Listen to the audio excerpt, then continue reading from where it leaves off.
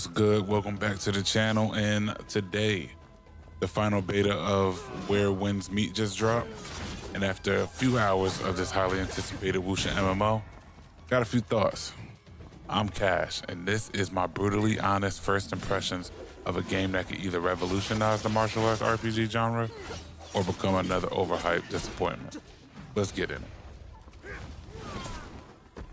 The game is set during the 10th century China and draws heavily from the wuxia, the Chinese martial arts fantasy genre that basically inspired Crouching Tiger, Hidden Dragon, and Hero, movies like that. Everybody flying around and whooping ass. So right now what we're playing is called The Final Test. This is NetEase's last closed beta before the full launch that's expected in 2025. The beta is running from July 24th to July 31st. I'll be playing it this entire week. I do have to finish leveling up my Warlock in World of Warcraft because I have a raid next week, but we'll be playing this as well. And this beta will be available through PC, Steam, and PS5. The beta is supporting English, Japanese, Korean, and traditional Chinese. So for those who don't know, NetEase Games is a major Chinese gaming company known for its mobile hits and MMOs. They're also behind games like Marvel Rivals. This game will be one of their most ambitious projects though. The game offers traditional character creation with options for facial features. There's no body types, but you do have starting appearances and presets. I'm assuming it's like this for the beta and we'll be able to have more control over our character creation, but who knows until the game comes out. You don't get to pick your weapon that you start with. You're giving a longsword, and then you unlock different weapons throughout the game as you play. And once you finish making your character, the game begins. You're in a structured tutorial that introduces the core game mechanics, the combat, movement, the basic world interactions. I think the tutorial is pretty good. It's not crazy long. It gives you enough time and enough training to teach you how to move, how to do things. There's a lot of buttons. If you play on keyboard or if you're playing on controller, both feel weird for me, but the tutorial actually gave me time to learn the mechanics. Not like Dark Souls when they just throw you in the boss fight in the first 5 minutes of the game or something. But no, I think it's pretty good. So the way combat works in this game is it's real-time action combat with a big emphasis on timing, positioning, martial arts choreography, and light attacks, heavy attack combinations, parrying, dodging. There's special abilities and martial art techniques, environmental interactions that you can use during the combat. It feels pretty smooth. Everything feels pretty smooth. There's a few jankiness moving, but for the most part, everything feels pretty smooth. The combat with the movement actually makes this game feel really good. You can wall run. There's a lot of parkour elements, roof hopping, swimming, climbing mechanics, and a fast travel system when you discover the little relics around the map. According to NetEase, this beta should include wilderness areas, rural locations, and urban centers. The world is designed to encourage exploration with hidden areas, collectibles, and dynamic events. This game aims for photorealistic visuals combined with stylistic elements that honor traditional Chinese aesthetics. This game features dynamic weather, day and night cycles, and detailed environmental storytelling. I think the graphics are really good. There's an option that you can use to change like the filter of the screen. So I'm gonna show the differences of the filters right here.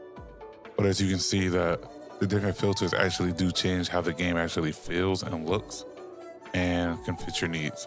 It's kind of like, what's that, Ghost of Yotai? How they have the different filters for extra blood or that Samurai Champloo look, I think it was, or whatever. You get what I'm saying?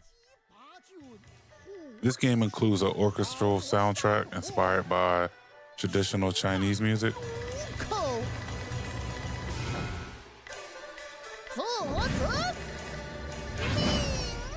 It's fully voice acted in multiple languages and environmental audio design to enhance immersion. The voice acting is only in Chinese, maybe for the beta. It's cool, but I hate having to read subtitles right now. I don't have an option, so I'm kind of forced to it. I'm skipping a lot of stuff because I don't want to read subtitles. But once the game comes out, I'm sure they'll fix that. So the weird thing about this game is it's labeled as an MMO, but from my understanding, pretty much until endgame, you're running around by yourself unless you invite people to your world. Similar to how Elden Ring and Dark Souls and such works. I'm not sure. This is only my first 3 hours in the game. We haven't really seen many people, and everybody keeps saying that by the end game, that's when you actually start playing with people. I don't know. I don't see anybody. If that's the way it is, I don't think I'll like it, but it is what it is. Most MMOs, we don't really do end game or group stuff until the end of the game anyway, so I'm not sure how I feel about that. That is a weird concept to me, but I guess, I don't know. A new game can bring new things to it, so it's worth giving a try. So the game features a main story that you follow throughout the game, and there's side missions, there's exploration-based collectibles, world events, dynamic encounters, there's crafting, resource gathering, and a lot of mini games and like cultural activities to get into. So those things are things that I just know or researched about the game. I actually haven't done it myself yet, so I don't really have an opinion on it. I just know that it's in the game. So for the character development in this game, from what I noticed anyway so far, you level up. There's certain things that you're restricted to based on your character level. To unlock weapons, so I have a fan in my inventory. A fan can be a healer weapon or a ranged weapon. And I think what it's trying to do is make me either pick basically which specialty I want to unlock first. But to unlock each weapon, I have to do like achievements throughout the game. So I don't know if I really have an option to pick heal or DPS, or it goes by whichever quote unquote achievement I unlock first, or mission, or whatever the case may be. I kind of don't like that, but I guess I get it just to get people more into the game and exploring and such. But I don't know. I can't really get to test out any weapons because I have to go explore and figure the world out before I can actually test weapons that I like. So I don't know. I don't really know the upgrading progression of the game yet either. So maybe it's really not that bad, but it's kind of annoying. It's more annoying than anything for the moment. So for playing a beta, especially for an MMO, and when the game releases, not having server crashes or connectivity issues is actually a big plus. Literally this week actually, World of Warcraft Mr. Pandaria Classic, an expansion that came out over 10 years ago, re-released today on Classic servers and had connectivity issues. So the fact that this beta doesn't, but who knows how many people are actually in the beta. But not having connectivity issues is actually big. And for the game being in Unreal Engine 5, it's running very smooth on ultra settings. I'm playing Wuchang, whatever it's called.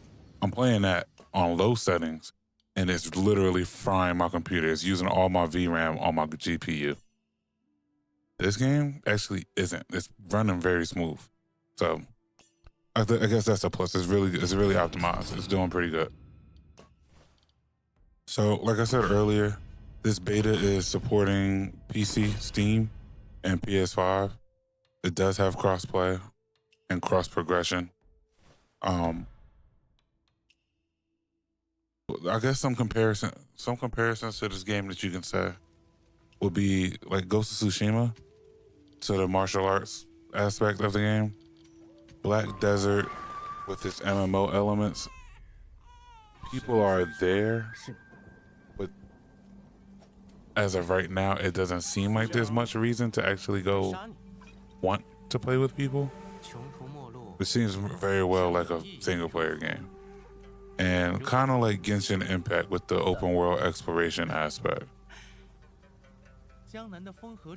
I have one video that'll be playing in the background, and it's a little puzzle in a secluded little town that I found, and I was just there killing stuff, and ended up being a kind of intense puzzle to find out, which actually ended up being pretty cool.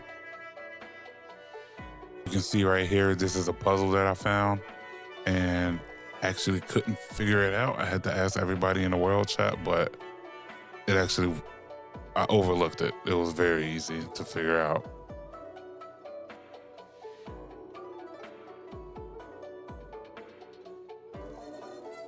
So how do I think this game actually feels compared to other MMOs? It's weird because MMOs massively multiplayer online games, and for this I feel like I don't see anybody, and I don't think I will be seeing anybody in the near future, but that doesn't take away from the game. I think it's a good game so far. It does kind of make you want to go explore, do side missions so you can unlock all your weapons, unlock all your traits and skills and such, which are hidden behind objectives throughout the game. I don't really like that, but it's meant to be an exploration game and a time sink, forced to get you out there and start doing stuff, and you actually get to explore the game that they have for you. So even though this is a beta and not everybody can get access to it, I don't know what the price point will be behind the game, but if you're looking for an MMO where you're like, if you're coming from World of Warcraft, this isn't going to take that joy away from you. This kind of more seems something like a Black Desert, but aims to be a little more explorative, not just killing hundreds of waves of monsters in the same area. It seems to be a little more intricate, like Dark Souls, but give you an MMO feel of the world. So I think this game is kind of designed for people who are MMO players who want kind of a new experience, fans of martial arts and Asian cinema, obviously, open world RPG enthusiasts, players interested in the cultural storytelling, and apparently is really good. They have like a more of a dueling PvP type system that I think is better than the large scale PvP would be. I don't think large scale PvP in this game would be good. I think that maybe like 3v3s or 5v5s could be cool and fun. But once you start getting into 10v10s and 20s and 30s, and I think this is going to be way too much like Throne of Liberty eventually became. But yeah.